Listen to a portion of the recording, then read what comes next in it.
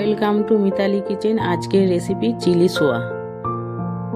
প্রথমে আমরা 200 গ্রাম সয়াবিনকে গরম জল করে ফুটিয়ে নেব। সয়াবিন নরম হয়ে গেলে জল ঝরিয়ে ম্যারিনেশন করার জন্য রেখে দেবো। চিলি সোয়ার জন্য যে সবজিগুলো লাগবে: পেঁয়াজ পাতা, রসুন পাতা, আদা, রসুন, পেঁয়াজ, ক্যাপসিকাম, কাঁচা লঙ্কা। কড়াই তেল দিলাম গরম হওয়ার জন্য। সোয়াবিনটা ম্যারিনেশন করার জন্য আদা বাটা, রসুন বাটা, পেঁয়াজ বাটা, কাঁচা লঙ্কা বাটা, ডিম একটি, কর্নফ্লাওয়ার 2 চামচ, ময়দা 2 চামচ, সোয়া সস 1 চামচ, গোলমরিচের গুঁড়ো 1 চামচ, স্বাদ মতো নুন দিয়ে মাখিয়ে রেখেছিলাম 20 মিনিট।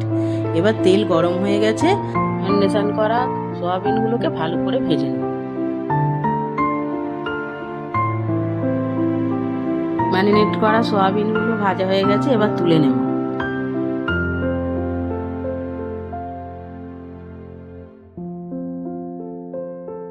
একটি বাটিতে 2 চামচ কর্নফ্লাওয়ার, 1 চামচ ময়দা, টমেটো সস 3 চামচ, চিলি সস 2 চামচ, সোয়া সস 3 চামচ, রং হওয়ার জন্য কাশ্মীরি লঙ্কা গুঁড়ো মিশিয়ে রেখে দিলাম।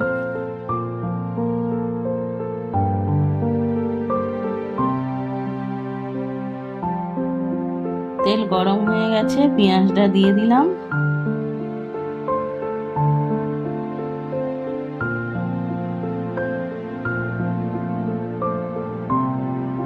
এবার এতে আদা কুচি, রসুন কুচি অ্যাড করে দেবো।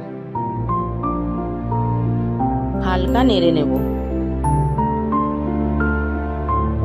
এবার ক্যাপসিকাম দিয়ে দেবো।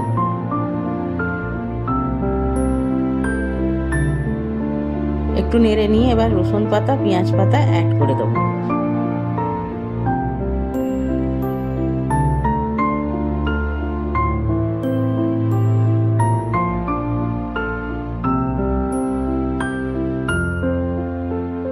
এবার পরিমাণ মতো নুন দিয়ে দেব।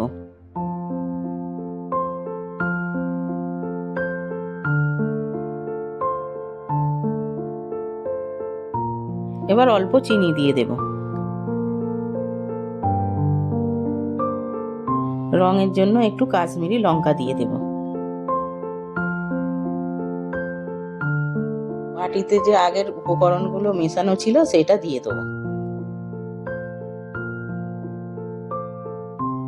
হালকা নেড়ে গোলমরিচের গুঁড়ো দিয়ে দেব।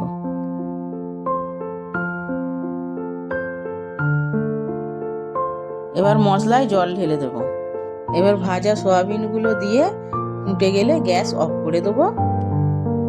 চিলি সোয়া রেডি হয়ে গেছে। আপনারা লাচ্ছা পরোটা বা রুমালি রুটি, ঘরোয়া রুটি দিয়ে পরিবেশন করতে পারেন।